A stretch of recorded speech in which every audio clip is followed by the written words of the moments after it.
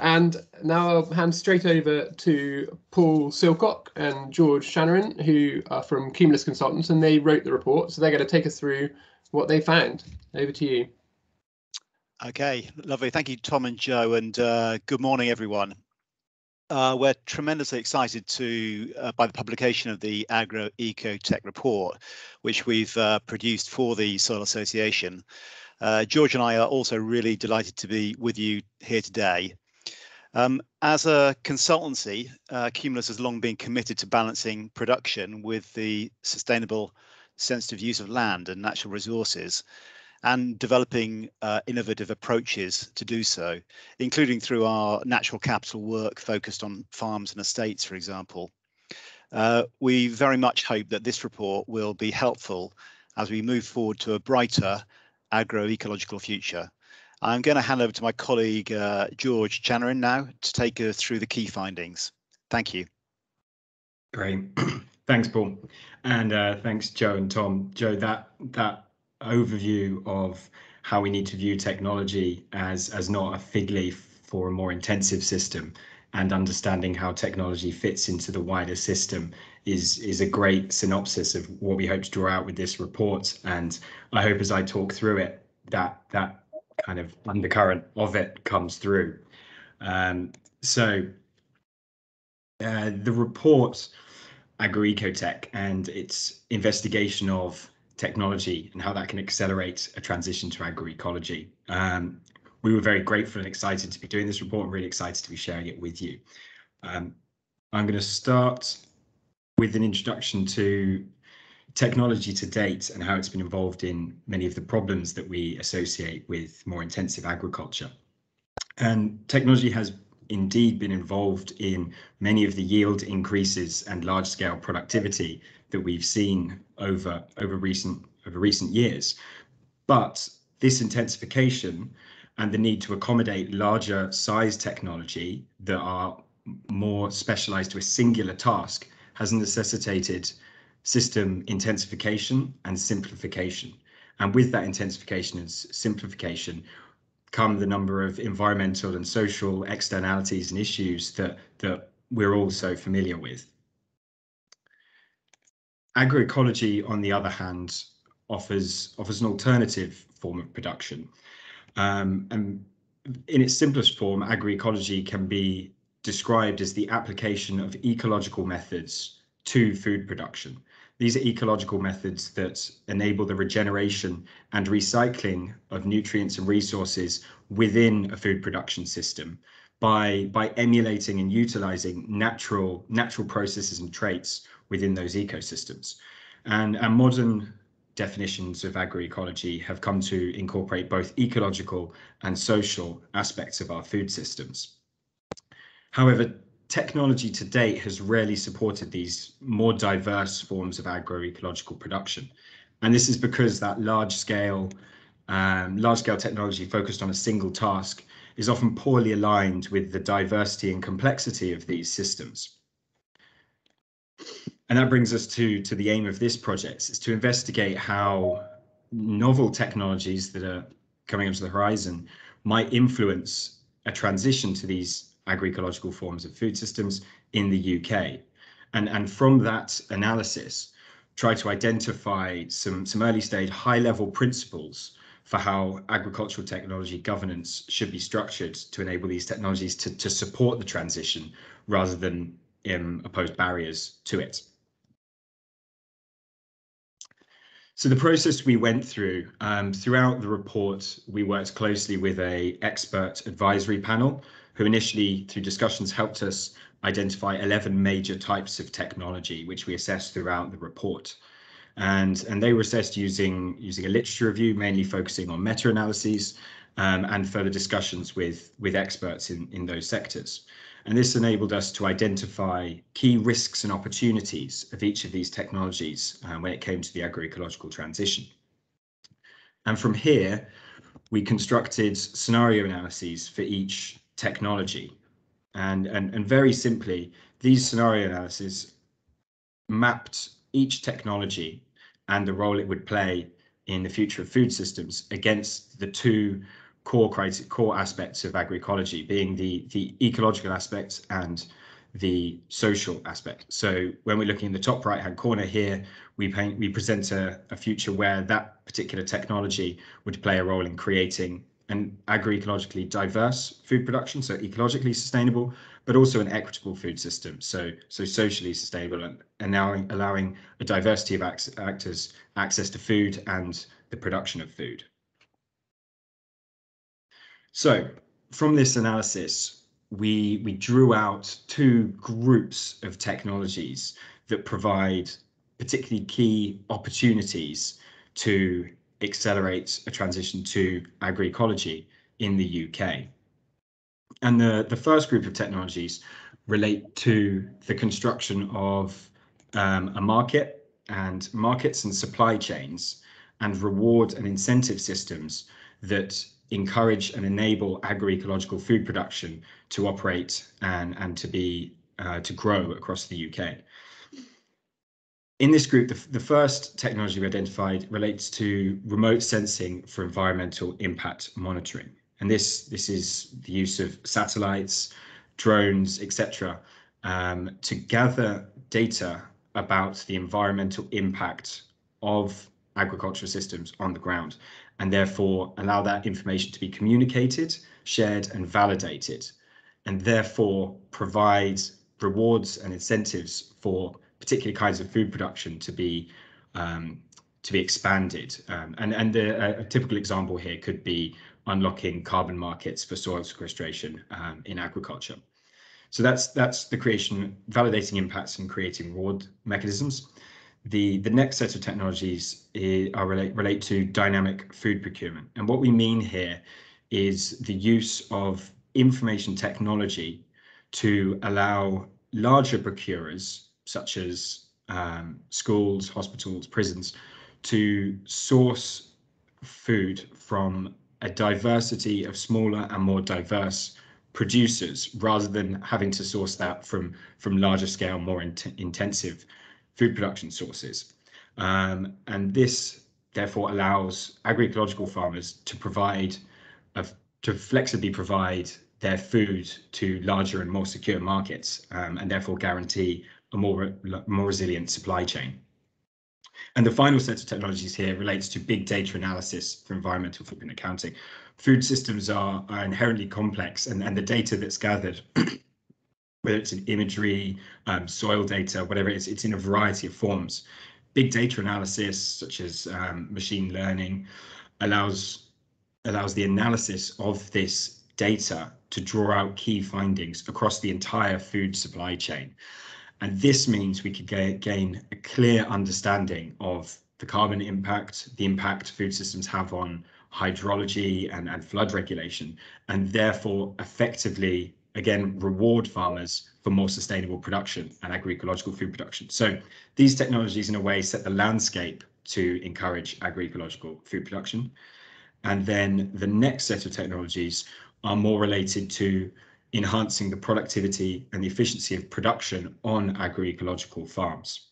The first technologies here relate to smart agricultural technologies, and these are drones, sensors, cameras that enable almost instantaneous feedback and data gathered on a farm, so that a farmer can have a clear understanding of how changes to their management are having changes in the soil and the ecology of their systems, and therefore iterate and continuously improve their management.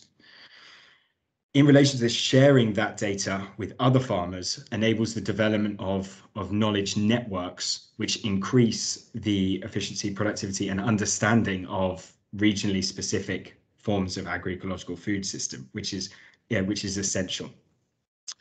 The next technologies are automation and robotics. Automation and robotics specifically have significant benefits for agroecology by simply removing the need for a human in that technology. So traditionally, having to have an operator within a form of technology means it needs to be large enough to accommodate that person and can only operate for the hours that person is willing to work. On the other hand, robotics and automation, including drones actually, enable these machines to work over longer time periods and undertake tedious tasks such as mechanical weeding or laser weeding that are inaccessible at a certain scale.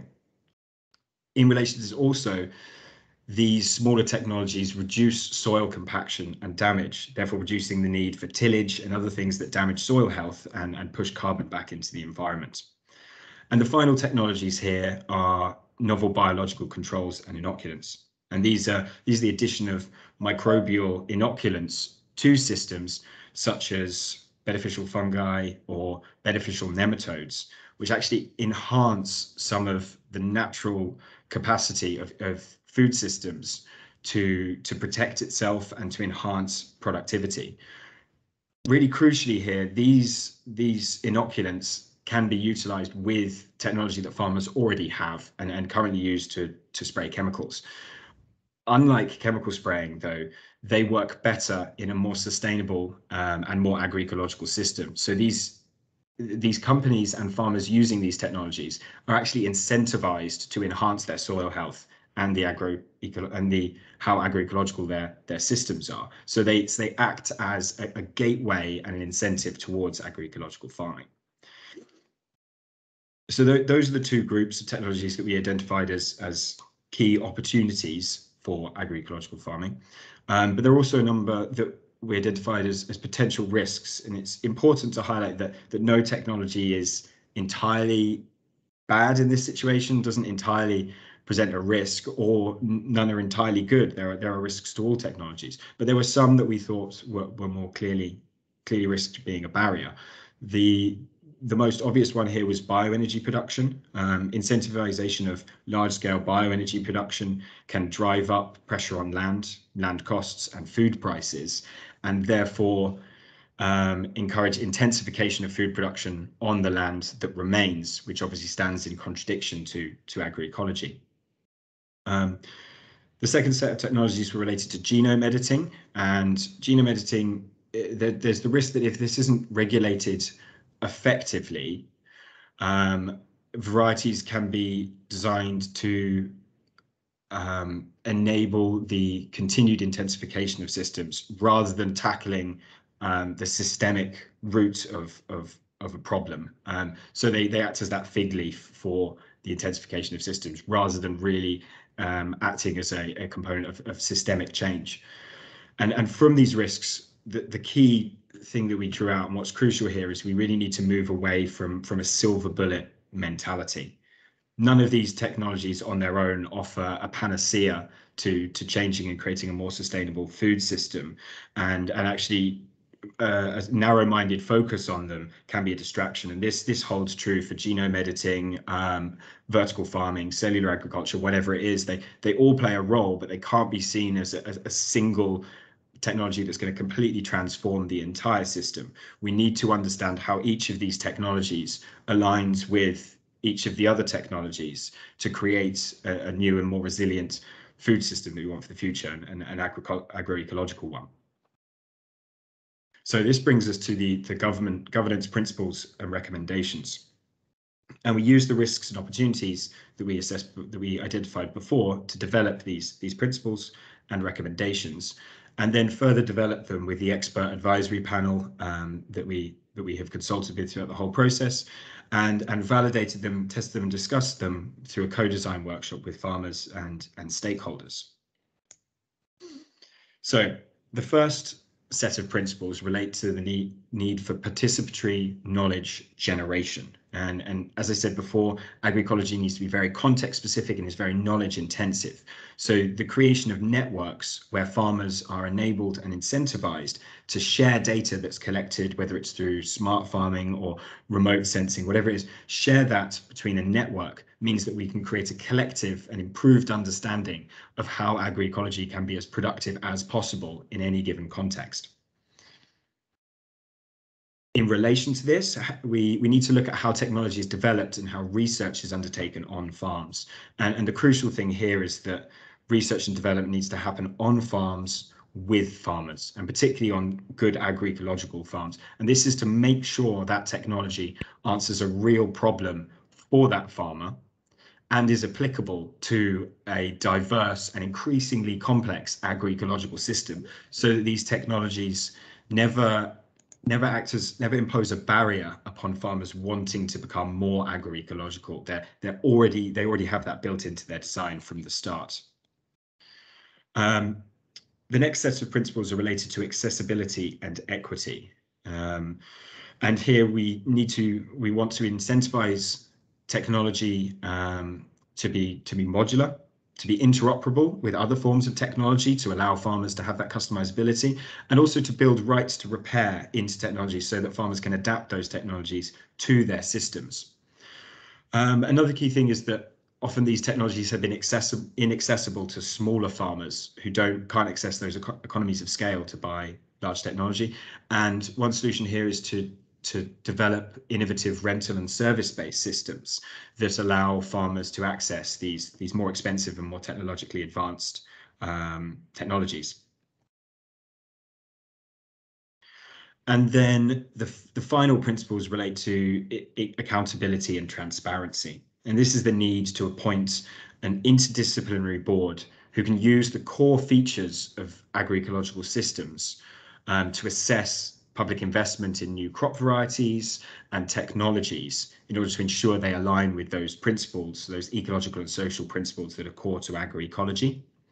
And in relation to this, we recommend the application and integration of integrated forms of cost-benefit analysis that review technology investment and development, not just on how it impacts profit and yield, but also the environmental and social impacts or the public goods that come from the uptake of those technologies, and can therefore shift investment away from technologies that have negative environmental and social impacts, but also shift investment to technology that maybe aren't as profitable, but do have these large-scale public goods. And then finally, we recommend the integration of standardized, thorough and transparent life cycle analysis in large industries. And this is to ensure we have a clear understanding of the impact of technologies from cradle all the way through to grave. And we should also encourage this uptake in developing sectors to ensure that the claims that are made are well validated and comparable. And one of the final things we did as part of this report was identify some indicators of good agroecotech governance, so that perhaps we can envisage ways to measure this going forwards. And I'm just going to list them off to maybe stoke some thoughts.